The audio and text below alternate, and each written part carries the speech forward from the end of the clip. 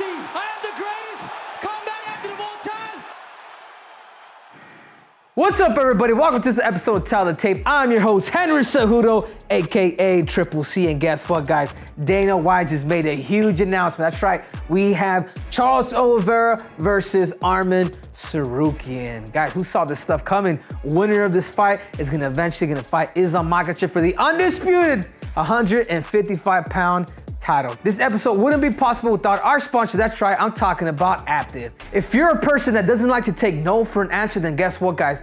Aptive is for you. Whether you're a fighter, whether you're a wrestler, whether you love competition, guys, you guys make sure to go to summersales.org/CCC because it's time to level up. These guys will literally teach you how to sell. Yeah, you are gonna be knocking on doors left and right, but guess what? It's survival of the fittest. I know between 19 and 20-year-olds, kids straight out of high school that are making $500,000. So you guys, again, make sure to go to summersales.org/CCC because guess what, guys? It's time to level up.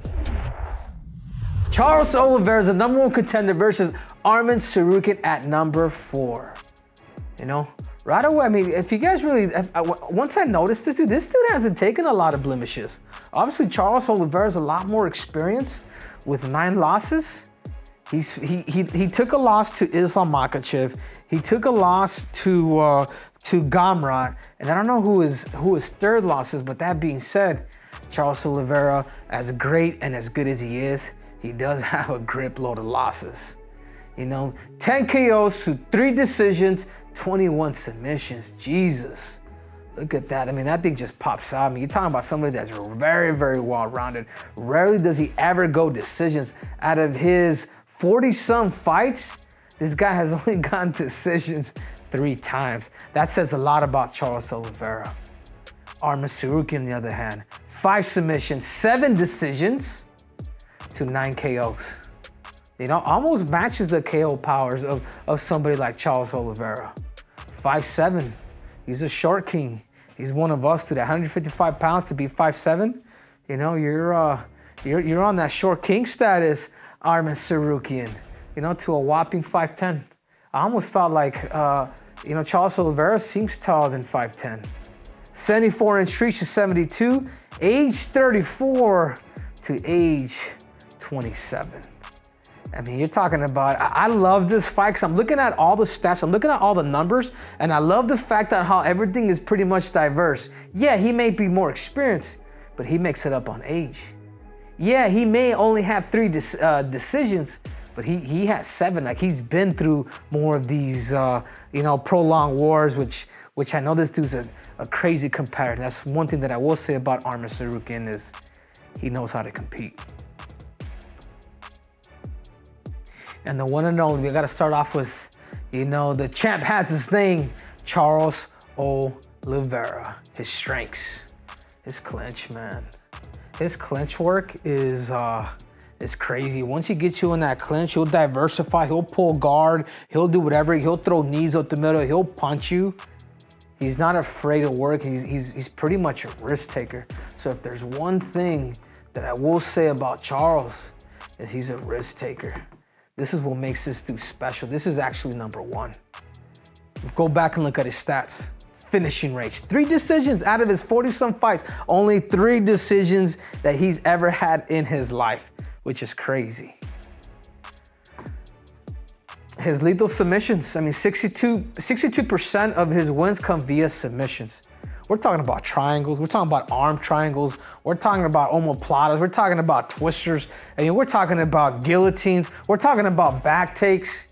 And the cool thing about Charles Oliveira is he's got those MMA submissions. Of course, if he was to go and try grappling with some of the best guys in the world, you know, the top guys, he probably wouldn't do so well. But if you throw those guys in there with them and now there's punches and there's elbows involved, this guy would kill them all. You know what I'm saying? Because MMA, with the punches, it does change everything.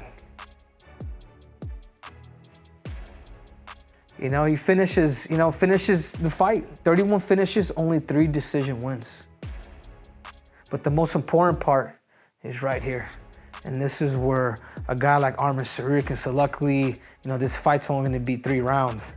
I believe, right? Can somebody confirm with me?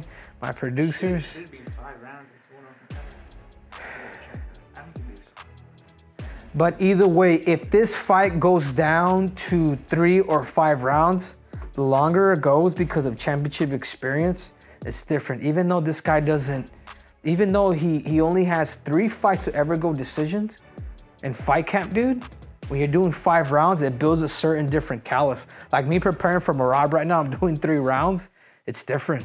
You know what I mean? I don't want to say I can relax more because nothing's like that, but it ain't 5 rounds. 5 rounds, a competition of 5 rounds is freaking brutal. It's almost like having, it's like having 2 fights almost. You know, you just have to add an extra round and it's like you're fighting 2 times that night. But this is what Charles do Bronx has over a guy like Arman Tsarukyan. And now let's go over his weaknesses. And then particularly for me, it was really that fight with Islam Makhachev. Like he's so long, he has longer reach than anybody at 155 pounds, but he just tends to go close, like rely on his clinch or even throw knees up the middle. You know, Charles Oliveira, because he is a risk taker, he also has the ability to actually get hit. You know, he'll lose his composure too. He'll lose his composure. He lost his composure like way back in the day. You know, whenever it is that Charles Oliveira got hurt, like you could see it. You would be able to see it. I feel like he came out of that, but I think a little bit of that when he fought Islam, and he admitted it. It's like his composure will go out the window. And this is somewhere where you got to be careful. This is somewhere where I feel like a sports psychologist could really help him so he could accept that. Learn how to kind of reach that nirvana when you're going through this crazy as hell in these fights. But that's one thing, if I'm Arman Tsarukyan, I'm studying this dude's body language. Go back to distance. We'll stay too comfortable in that fight zone. He did it with Islam. He did it with Gaethje. But then at one point when Gaethje did catch him, he did start pressing him. And when he pressed Gaethje, he took away his leg kicks. You know what I'm saying? But that's just who he is. This is the same reason why he takes a hit here on his defense, even though he has that crazy finishing rate. It's rare to see Charles Oliveira lose by decision. You know, his stats says it all. 3 decisions overall. He lives by the sword, but he also dies by the sword as well. But in this fight too, man, I mean, this could be potential. I'm not sure how long Charles Oliveira wants to continue to keep fighting. I mean, he's in a good position now, but a loss to a guy like Arman Tsarukyan really puts him back. You know, he's gonna have to climb his way back in there. So because he lives by the sword, he also dies by it. That's also the same reason what makes Charles Oliveira, Charles Oliveira. Arman Tsarukyan. Man, I tell you what, guys, I had a chance to watch this dude live. Man, he had a fan base in Austin. What he was able to do to Beneil Dariush with that crazy knee. I actually did a little breakdown on that. The dude has been getting better, man. And I know he's been with his coaches at ATT, and they've been doing a hell of a good job. I mean, this dude's 27 years young. I mean, he wants to climb that mountain. He's the guy as of right now who has given Islam Makhachev a run for his money, and he believes that he could beat him. His strengths, it's his wrestling, man. He'll rely back on that. He knows how to wrestle out the cage. He knows how to take people down. He knows whenever it is that it's time to actually let go of the hands, let go of the striking, and finally get into what it's actually made him good. And it has been the wrestling. And on top of that, he's a technical striker, dude. You know what I'm saying? The dude can scrap. The dude is very diverse, from knockouts to knees, from knockouts to overhands, to kicking of the legs. I mean, the dude is very diverse.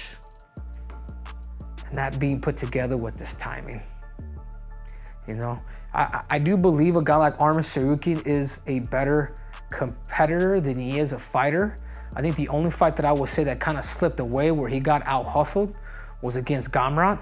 But even then, if you rewatch that fight too and you watch it again, you'll be like, man, I think Arman actually beat him. You know, but he did. That's the only fight that I could see where I think he got a little bit out-slick, but typically he's a guy that's always slicking people and doing his best to actually win the rounds. with vicious ground and pound. I mean, this guy will get on top of you, throw those heavy makers, throw those elbows, and is Charles Oliveira ready for all that? This guy's he's not gonna play the jiu-jitsu game. He's not, or he shouldn't. And if he does, he's in trouble. Because Charles Oliveira, there's one thing that he does have better than Arman Tsarukyan, and that's just his whole submission arsenal. But let's get to his weaknesses. One of his weaknesses, I mean, we saw with Gamrot. You know, he has trouble kind of sometimes holding people down. I want to say that he had a takedown on Islam Makhachev, but he wasn't able to hold him down. And at times, and again, I go back to that Gamrot. Don't hate me, dude. But he does, you know, because of his pace and what is it that happened in that fight when he fought Gamrot?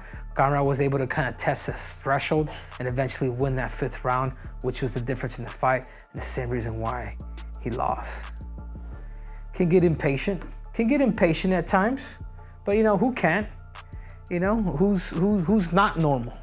You know what I'm saying? Like part of who he is who he is. But I think if there's one thing that he can work on, it's right here, also his composure. You know, can you take that back seat for a minute? Are you that fighter that can, all right, man, you can have that round. And I lost it. And the biggest one is preparing for 5 rounds. Preparing for 5 rounds is different. I know he's fought Gamrot for 5. I want to say he was scheduled to fight Beneil Dariush for 5. But going through 5 is different. But luckily, he does have a little bit of that. But over Charles the Bronx, it is a little bit different. And here we have it. Let's take a look at the stats. Strikes landed per minute, 3.45 to 3.85. In other words, these guys are pretty similar when it comes to how many times that they're actually striking per minute. Takedown average. This guy's going in for takedowns.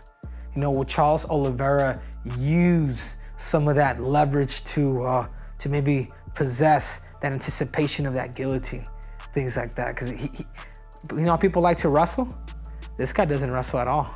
This guy's a counter to whatever it is that you're bringing into the table. He'll go for broke. He'll go for that guillotine. Takedown accuracy. Wow, surprisingly, Charles the Bronx takes it here. Takedown defense, 56% to 75%. You know, could this be an area where Charles the Bronx may want to expose him there? You know, could Charles the Bronx took down Justin Gaethje. Charles the Bronx took down Dustin Poirier. The dude has wrestling. He prefers to be on his back, but because he's a big 155-pounder, I can see him going for takedowns. I really could. Submission average. I mean, talk about diverse in this damn chart. They're pretty much splitting. They pretty much kind of somewhat split the chart. You know what I'm saying? So these guys are gonna fight, guys. I'm a fan of both these guys. I personally like them both. I mean, I'm gonna go ahead and just not even place my bets as of right now.